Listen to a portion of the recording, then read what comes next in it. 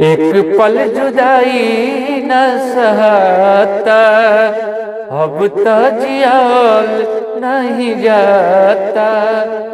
हर की कहे तो उठैती हम हर जिंदगी के बोझा।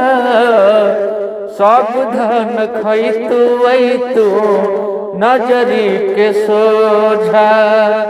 सब धन खैतु तू नजरी के सोझा।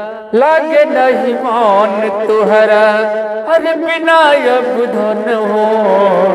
दूर कर के उलझान हो। अरे अब तो जुदाई नहीं सहलो सहता। रख दो तू आके अब मान हो। अरे कि कबहू न हो तू हमरा अरे नजरी से ओझा। सब धन खैतु तू नजरी के सोझा। सब धन खैतु तू नजरी के सोझा। हो तू मोर दीवानी बन जा हम तो हर दीवाना। कौरी का दुश्मन जमाना।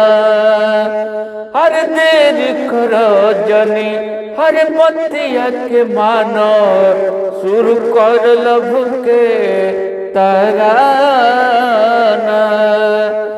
हर की होली दिवाली सतही मनैती हम रोजा। सब धन खाला नजरी के सोझा।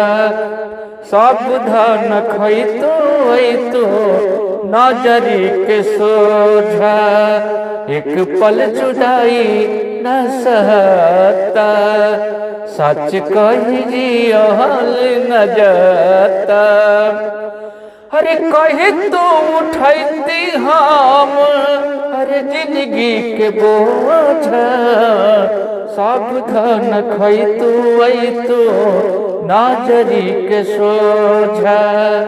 सब धन खैतु तू नजरी के